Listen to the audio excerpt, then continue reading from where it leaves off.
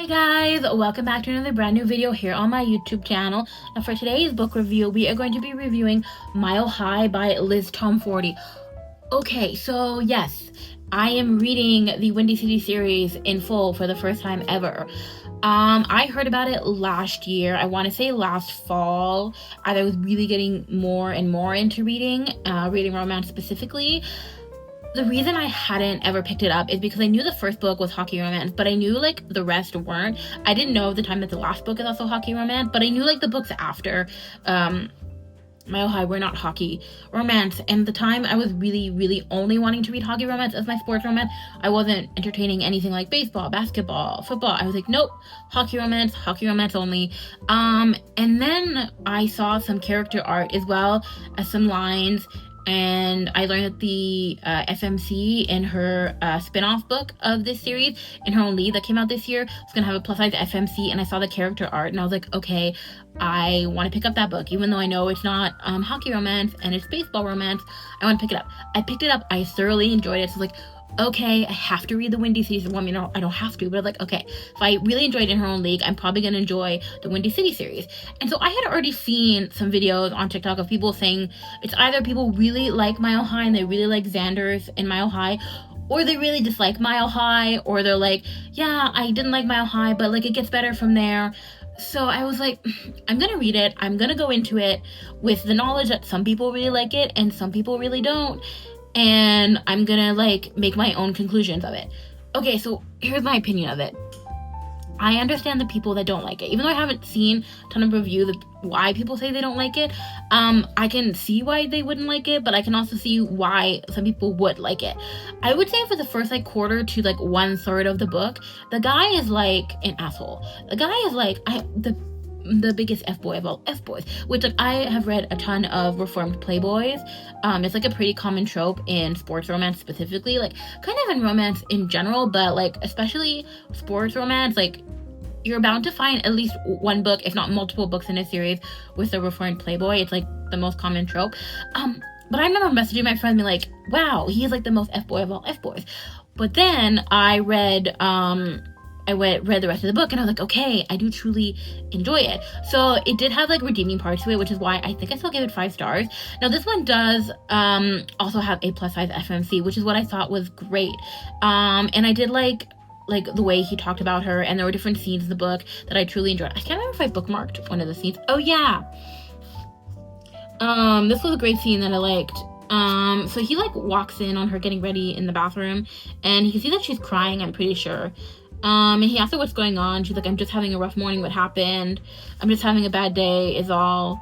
Because she goes, one of your teammates' girlfriends had shirts made for tonight, and Logan stuck me one with your number on it, and I was going to hide it under a jacket or something else, but it doesn't fit. I'm just having a bad day is all. That's okay, V. You're allowed to have bad days. She goes, I'll be all right. And he goes, come here.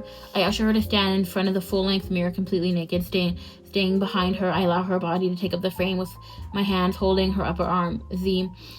She looks away from her reflection on a quiet whimper, leaving her with, and he goes, V, look at yourself, please. I urge as gently as possible. Her sad eyes wander back to the mirror as a slight frown goes her lips. Tell me what you like. Nothing, Stevie. I like my hair. I love your hair. What else? I like my eyes. I love your eyes. What else?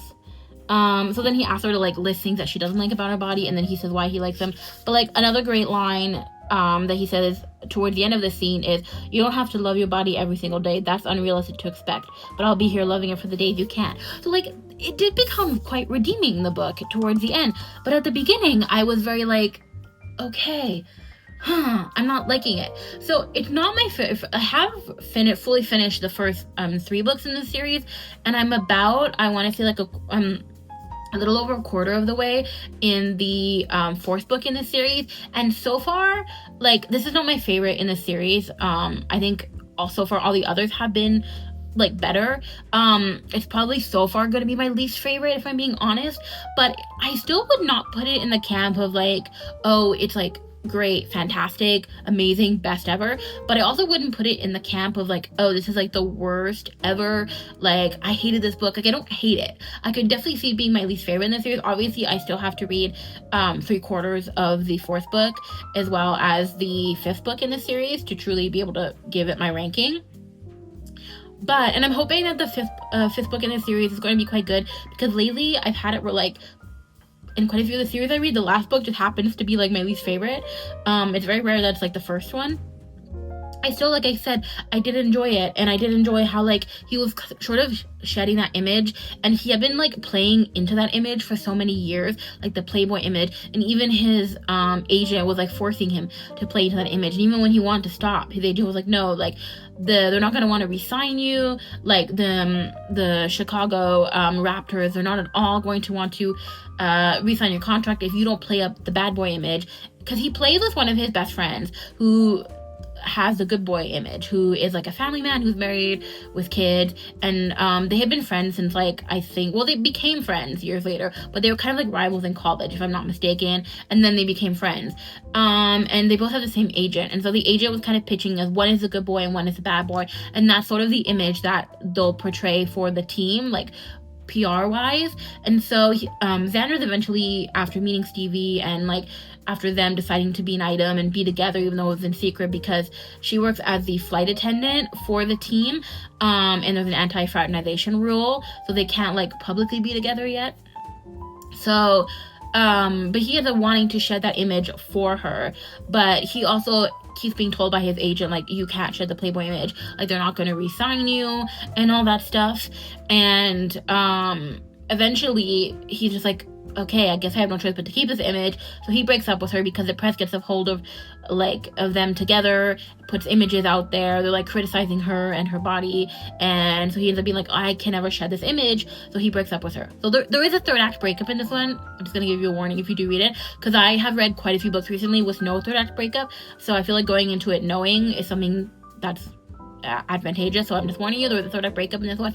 Eventually they do get back together, and he does fire his agent, and because he fired his agent, technically according to like the NHL rules, his team can't talk to him while they're in season. They have to wait until it's the like postseason to be able to talk about contract signing. So eventually one of the members comes to him, like one guy from the team comes in and like, you don't have an agent anymore, we'll talk to you. And they're like, okay, what do you want? Like, we want to get this done, like we really want to re-sign you. And he was like, I'll like take a cut or anything. And they're like, what? Like, your agent just kept saying like, oh, you want more. And he was like, no, I never at all knew that you guys wanted to like re-sign. I never at once saw a contract. So it turned out that his agent he had fired was also hiding like the contracts and was doing all the negotiation without him having any knowledge. So the book does have a good ending in the fact that like the team does end up re-signing him. He gets to be with her. I think they get engaged in this one, or they get engaged in the next one. Honestly, I think it's in the next book that they get engaged. But spoiler, I suppose. But yeah, so I did thoroughly enjoy the, like, I would say the last 2/3 of the book, so I still give it like 5 stars. So far it has not been my favorite in the series. I can see how some people like it, and I can see how some people dislike it. I can see both sides. I'm like kind of in the middle, even though I did give it 5 stars, because like I said, I did like the last 2/3 of the book quite a bit. That's why I gave it 5 stars. But like, I would say the beginning, like a third of the book is like and it's probably one of the longer contemporary romance books that I've read in a while. It's been a while since I've read an over 500-page romance book. So, but I was surprisingly I was not thinking throughout the book like, oh, it could be 100 pages less and we could still have the same story, because I have thought about that with other authors who read like over 400-page books. So sometimes I'm like, okay, we could stand to be 100 pages less. But I feel like this one was overall, like, it was warranted to have the length that it did. So this is my review of Mile High. If you guys like this video, you can hit the subscribe button and the notification bell so you never miss another brand new video from me. You can also follow me at RomanceBLVD on Instagram and Threads. I'm trying to post daily content across all of my socials except for here. Obviously, I post 3 days a week, and I'm trying to post 7 days a week on Instagram and TikTok. And you can follow me by going to @RomanceBoulevard, all spelled out, on TikTok. Until the next one, bye!